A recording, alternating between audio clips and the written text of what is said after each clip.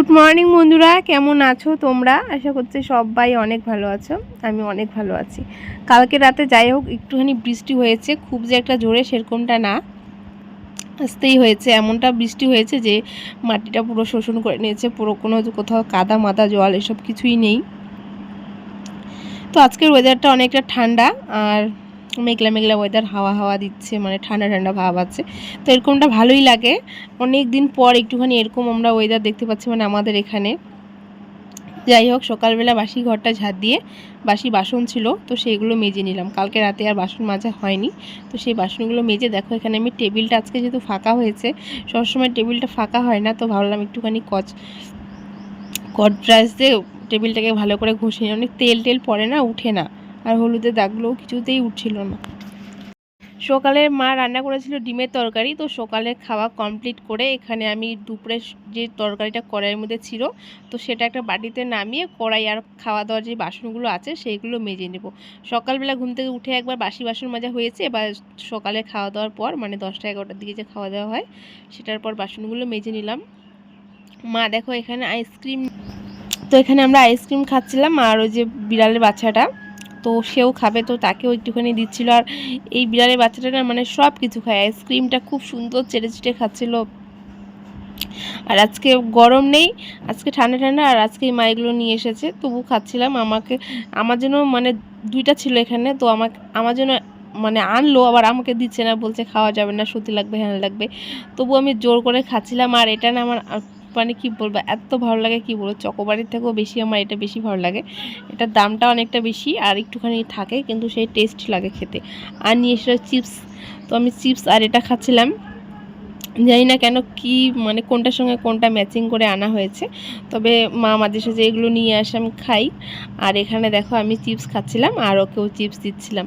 একটা অনেক বড় চিপসের প্যাকেট আনছিল, তো আমি একা একা খেয়ে শেষ করতে পারছিলাম না। দেখো মা আর আমি দুজন মিলেই খাচ্ছিলাম, আঙ্কেল চিপস ছিল।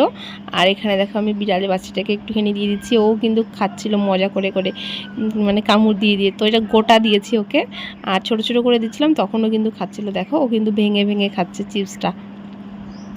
তো চলো এইসবই খাওয়া দাওয়ার পর আসলাম ঘরে। হঠাৎ করে আবার বৃষ্টি পড়ছে, জোরে জোরে না, একদমই ঝিরিঝিরি বৃষ্টি পড়ছে, যেটা মানে দেখা যাবে না আর কি ক্যামেরার মধ্যে। তো সেরকম বৃষ্টি পড়ছে, ভাবলাম ঘরটা আজকে এরা এখন আমাদের এই ঘরের মধ্যে থাকছে, মানে কখন কোন ঘরে থাকে কোনো ঠিক নেই। আর ঘরের অবস্থা একদম পুরো শেষ করে দিয়েছে, একটুর জন্য সমস্ত জিনিস পড়ে যেত, মানে বড় যেটা চীনামাটির ফুলদানি সেটা। তো আমি ভাবছিলাম এরকম করে ওদেরকে এখানে রাখা যাবে না, ওদেরকে একটু তাড়িয়ে দিতে হবে, মানে এই ঘর থেকে ওই ঘরে।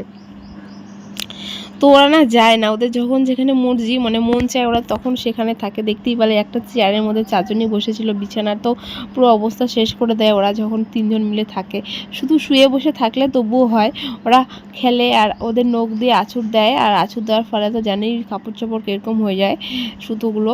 তো দেখো এই পাশে ওরা এই যে সেটার মধ্যে শোকেসটার মধ্যে উঠছে, উঠার পর ফুলগুলো যে আছে তো সেই ফুলের হচ্ছিল কি বলে পাপড়ি হয় না, তো সেইগুলো ফেলে দিয়েছে, মানে কামু দেয় না, একবার আগে দেখিয়েছিলাম, তো সেই পাপড়িগুলো উঠে উঠে গিয়েছে। তো ভাবলাম বাইরে যেহেতু বৃষ্টি পড়ছে তো এগুলোকে একটু ঠিকঠাক করে রাখা যাক, ঠিকঠাকই থাকে, ওদের জন্য একটুখানি গন্ডগোল হয়ে যায়। তারপরে আর কি এটাকেই করে নিচ্ছি বৃষ্টিটার মধ্যে। আর ওরাও কিন্তু আমার সঙ্গে সঙ্গে আমার এই কাজগুলো দেখছে, ওরা কিন্তু চেয়ারের মধ্যেই শুয়ে আছে, ওরা শুধু একবার এইদিকে তাকায় একবার ওইদিকে তাকায়। নোংরা সেরকম কিছুই হয়নি, শুধু জিনিসগুলো একটু উল্টাপাল্টা হয়েছিল, সেটাকে একটু ঝেড়ে ঠিক করে নিচ্ছিলাম। আর যত মানে নোংরা উল্টাপাল্টা হয়ে থাকে, মানে জিনিসগুলো পড়ে থাকে না, ওরা তত আরও বেশি করে ওখানে নোংরা করে। তার জন্য আবারও জিনিসগুলো ভালো মতো সুন্দর করে ঝেড়ে ঝুড়ে দাঁড় করে রাখলাম, মানে যেন ওরা বুঝতে পারে যে না গুছিয়ে রেখেছে, ধরা যাবে না। এটারও অবস্থা পুরো খারাপ করেছে। আর ওই যে বললাম সবুজ সবুজ কী বলে ওগুলো, পাপড়ি তো না, মানে পাতার মতো, তো সেগুলো না ওরা দাঁত দিয়ে পুরো টিকে টিকে একদম শেষ করে দিয়েছে। আর এখানে দেখো এটা একটা ওই ঠামার ঘরে ছিল, তো আমি নিয়ে আসলাম। সেটা হচ্ছিল ওই যে সাইডে যে অনেকটা ফাঁকা থাকে না, কারণ আমাদের তো মানে জায়গা নেই, কোনো রকম শুধু রাখা হয়েছে তো যেন পড়ে না যায়। তো যার জন্য এগুলো ওয়াল হ্যাঙ্গিংগুলো এইভাবে রেখে দিয়েছি যেন ওই পাশে না পড়ে যায়। আর বিড়ালগুলো উঠছে না, পা দিয়ে এরকম করে খেলাখেলি করে, সমস্ত কিছু একবার যদি পড়ে যায় তো পাশের বাড়ি চলে যাবে বা ওইভাবেই নিচে পড়ে থাকবে, ওটাকে আর নেওয়ার মতো কোনো ব্যবস্থা নেই। তো ওইভাবে রেখে এই যে বিছানাটা গুছিয়ে নিচ্ছি। সকালের দিকে বিছানাটা গুছিয়েছিলাম বলতে কি বৃষ্টি হচ্ছিলো তো আর ভালো মতো গোছানো হয়নি, কেন একটু পরপরই বিছানায় উঠি আর চাদরটা তো লেপ টেপ নিয়ে শুয়ে থাকতাম। তো বৃষ্টিটা এখনও কমেনি, ঝিরিঝিরি বৃষ্টি হচ্ছে। খাওয়া দাওয়া তো কমপ্লিট, মা ওদিকে রান্নাঘরে মার কাজ করছে, ভাবলাম বিছানাটাকে গুছিয়ে নিই। সকালের দিকে একবার গুছিয়েছিলাম, ওই যে বললাম ভালো মতো গোছানো হয়নি। আর ঠান্ডার দিনে আমি বিছানা ভালো মতো গুছাই না, কেন কি সবসময় তো লেপটা নিয়ে থাকি, একটা কাজ করবো আবার লেপের ভিতরে ঢুকে পড়ি। তো আজকে যেহেতু বৃষ্টি পড়ছিলো যার জন্য আজকে সকালে বিছানা গোছানো হয়নি। তারপরে দেখো আমি বালিশগুলোকে একটু নরম করে নিচ্ছি, মানে তুলোগুলো না শুয়ে থাকতে থাকতে একদম একসঙ্গে জমাট বেঁধে যায়। তো আমি একটু হাত দিয়ে ভালো করে এরকম করে নিচ্ছি, তাহলে পুরো নরম লাগে। আর সারাদিন যেহেতু আমাকে বালিশটা লাগে তো বালিশটা একদম পুরো চাপা হয়ে থাকে।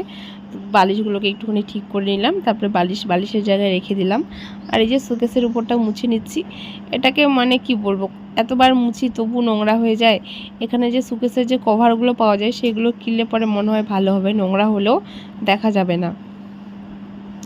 একটুখানি কাজ টাজগুলোও মুছে নিচ্ছি, মানে বৃষ্টির মধ্যে কি করব, ভাবলাম ঘরে জিনিসগুলো একটু গুছিয়ে গুছিয়ে রাখি, একটু মুছা করে নেই। আর জানি না কখন বৃষ্টি কমবে, এখনও স্নানও হয়নি, হবে মনে হয় এখন 12টা-1টা বাজে। তো এইভাবেই ঘরে টুকিটাকি কাজগুলো করে নিচ্ছি। আর আমার যেহেতু কেউ নেই তো আমার এই সুন্দর ঘরটাকে অগুছানো করে দেওয়ার জন্য কিন্তু 4টা বিড়ালের বাচ্চা আছে, কিউট কিউট, তারাই কিন্তু করে নেয়। ওরা কিন্তু শোকেসের উপরে এখনও উঠতে পারে না, ওরা যেহেতু ছোট, তবে মিনি শোকেসের উপরে কিন্তু ওরা উঠে ভালোই অত্যাচার করে।